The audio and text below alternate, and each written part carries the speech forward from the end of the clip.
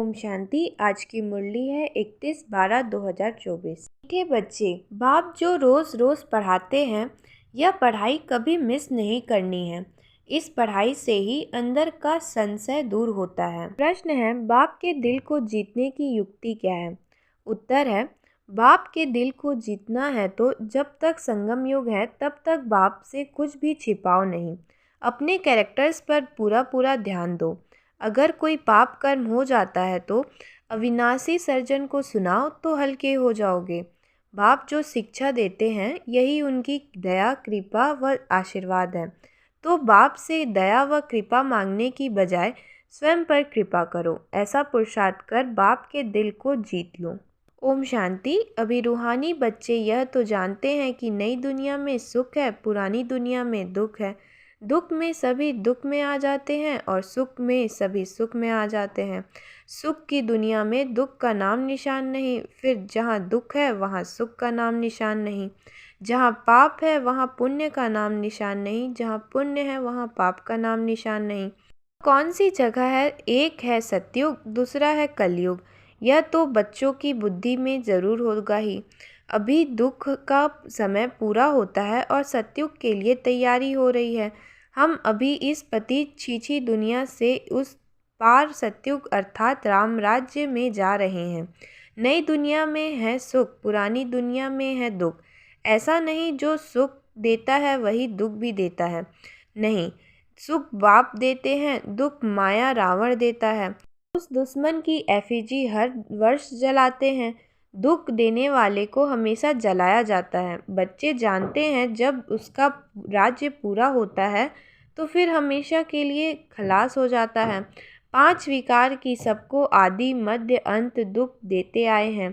यहाँ बैठे हो तो भी तुम्हारी बुद्धि में यही रहे कि हम बाबा के पास आए हैं। रावण को तो तुम बाप नहीं कहोगे। कब सुना है रावण को परमपिता परमात्मा कोई कहते हो? कभी भी नहीं। कोई समझते हैं लंका में रावण था। बाप कहते हैं यह सारी दुनिया ही लंका है। कहते हैं वास्को डी गामा ने चक्र लगाया स्टीमर व बोट के द्वारा। जिस समय उसने चक्र लगाया उस समय एरोप्लेन आदि नहीं थी, ट्रेन भी स्टीम पर चलती थी। बिजली अलग चीज़ है। अब बाप कहते हैं दुनिया तो एक ही है, नई से पुरानी, पुरानी से नई बनती है। ऐसे नहीं कहना होता है कि स्थापना, पालना, विनाश। नहीं, पहले स्थापना फिर विनाश, बाद में पालना। यह राइट अक्षर है। बाद में रावण की पालना शुरू होती है। वह झूठी विकार पतित बनने की पालना है। इससे सब दुखी होते हैं। बाप तो कभी किसी को दुख नहीं देते। यह तो तमो प्रधान बनने के कारण बाप को ही सर्वव्यापी कह देते हैं। देखो क्या बन पड़े हैं। यह तो बच्चों को चलते फिरते बुद्धि में रहना चाहिए। है तो बहुत सहज, सिर्फ अल्फ की बात है। मुसलमान लोग भी कहते हैं उठकर अल्लाह को याद करो, खुद भी सवेरे उठते हैं। वह कहते हैं अल्लाह व खुदा को याद करो, तुम कहोगे बाप को याद करो। बाबा अक्षर बहुत मीठा है। अल्लाह कहने से वर्षा याद नहीं आएगा, बाबा कहने से वर्षा याद आ जाता है। मुसलमान लोग बाप नहीं कहते हैं, फिर अल्लाह मियाँ कहते हैं। मियाँ बीबी यह सभी अक्षर भारत में है। परमपिता परमात्मा कहने से ही शिवलिंग याद आ जाएगा। यूरोपवासी लोग गॉड फादर कहते हैं। भारत में तो पत्थर भीतर को भी भगवान समझ लेते हैं। शिवलिंग भी पत्थर का होता है। समझते हैं इस पत्थर में भगवान बैठा है। भगवान को याद करेंगे तो पत्थर ही सामने आ जाता है। पत्थर को भगवान समझ पूछते हैं। पत्थर कहाँ से आता है? पहाड़ों के झरनों से गिरते गिरते गोल चिकना बन जाता है, फिर कैसे नेचुरल निशान भी बन जाता है। देवी देवताओं की मूर्ति ऐसी नहीं होती है। पत्थर काट काट कर कान, मुंह, नाक, आँख आदि कितना सुंदर बनाते हैं। खर्चा बहुत करते हैं। शिव बाबा की मूर्ति पर कोई खर्चे आदि की बात नहीं। अभी तुम बच्चे समझते हो हम 100 देवी देवता चैतन्य में खुद बन रहे हैं। चैतन्य में होंगे तब पूजा आदि नहीं होगी। जब पत्थर बुद्धि बनते हैं तब पत्थर की पूजा करते हैं। चैतन्य है तो पूज्य है, फिर पुजारी बन जाते हैं। वहाँ ना कोई पुजारी होते, ना ही कोई पत्थर की मूर्ति होती। दरकार ही नहीं। तो चैतन्य थे, उनकी निशानी यादगार के लिए पत्थरों की रखते हैं। अभी इन देवताओं की कहानी का तुमको मालूम पड़ गया है कि इन देवताओं की जीवन कहानी क्या थी। फिर से वही रिपीट होती है। आगे यह ज्ञान चक्षु नहीं था तो जैसे पत्थर बुद्धि थे। अभी बाप द्वारा जो ज्ञान मिला है, ज्ञान एक ही है, परंतु उठाने वाले नंबरवार हैं। तुम्हारी रुद्रमाला भी इस धारणा के अनुसार ही बनती है। एक है रुद्रमाला, दूसरी है रुद्रमाला। एक है ब्रदर्स की, दूसरी है ब्रदर्स और सिस्टर्स की। यह तो बुद्धि में आता है। आत्माएं बहुत छोटी छोटी बिंदी मुआफिक हैं। गायन भी है, भ्रिकुटी के बीच चमकता है अजब सितारा। अभी तुम समझते हो हम आत्मा चैतन्य हैं, एक छोटे सितारे मिसल हैं। फिर जब गर्भ में आते हैं पहले कितना छोटा पिट होता है, फिर कितना बड़ा हो जाता है। वही आत्मा अपने शरीर द्वारा अविनाशी पाठ बजाती रहती है। इस शरीर को ही फिर सब याद करने लग पड़ते हैं। यह शरीर ही अच्छा बुरा होने के कारण सबको आकर्षित करता है। सतयुग में ऐसा नहीं कहेंगे कि आत्म अभिमानी बनो, अपने को आत्मा समझो। यह ज्ञान तुम्हें अभी ही मिलता है, क्योंकि तुम जानते हो अभी आत्मा पतित बन पड़ी है। पतित होने के कारण जो काम करती है वह सभी उल्टा हो जाता है। आप उल्टा काम कराते, माया उल्टा काम कराती है। सबसे उल्टा काम है बाप को सर्वव्यापी कहना। आत्मा जो पाठ बजाती है वह अविनाशी है, उनको जलाया नहीं जाता, उनकी तो पूजा होती है। शरीर को जलाया जाता है। आत्मा जब शरीर छोड़ती तो शरीर को जलाते हैं। आत्मा दूसरे शरीर में प्रवेश कर जाती है। आत्मा बगैर शरीर 2-4 दिन भी नहीं रख सकते हैं। कोई तो फिर शरीर में दवाइयाँ आदि लगाकर रख भी लेते हैं, परंतु फायदा क्या। मिशन का एक सेंट जेवियर है, कहते हैं उनका शरीर अभी भी रखा हुआ है।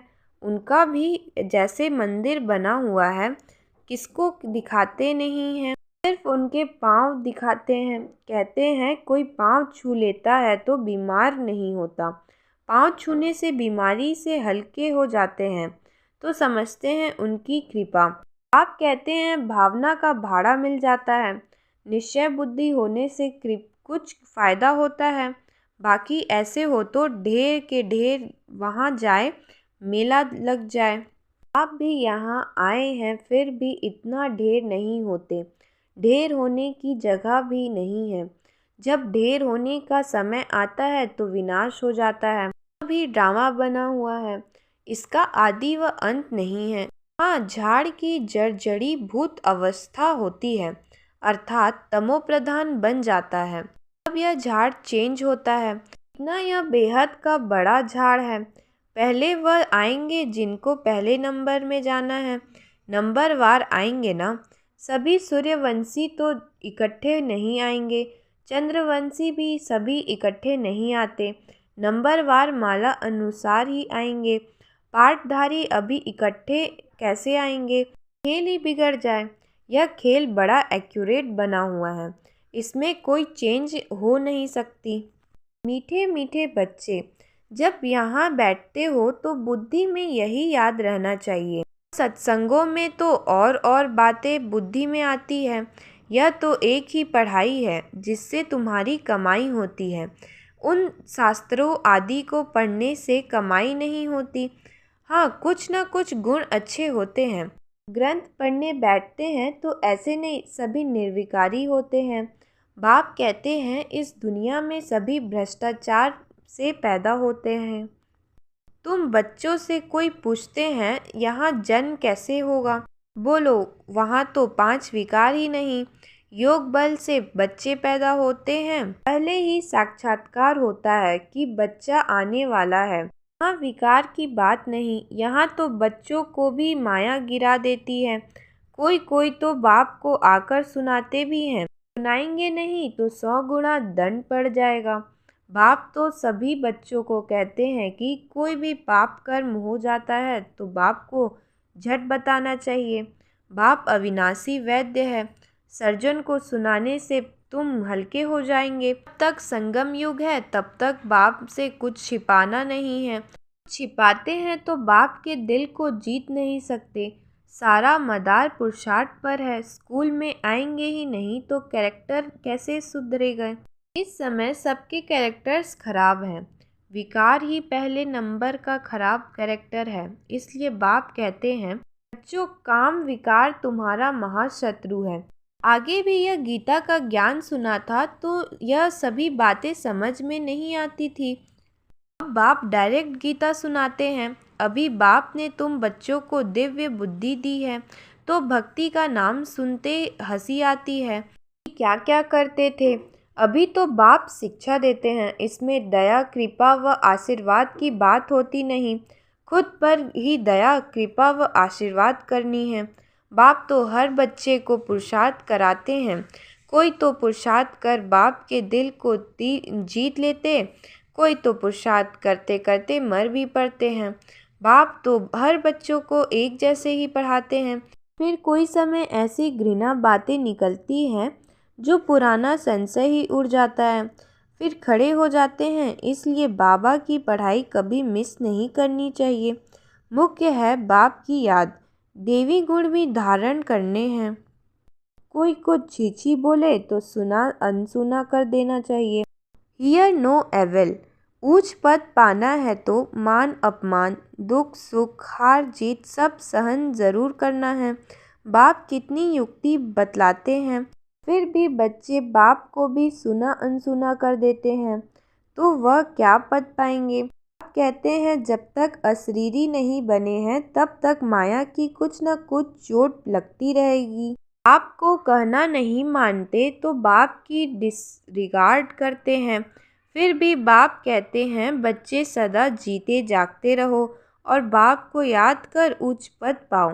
अच्छा, मीठे मीठे सिखिलद्दे बच्चों प्रति माता पिता बाप दादा को याद प्यार गुड मॉर्निंग। रूहानी बाप की रूहानी बच्चों को नमस्ते।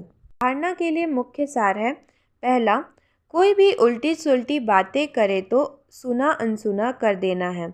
Here no evil. दुख सुख मान अपमान सब कुछ सहन करना है।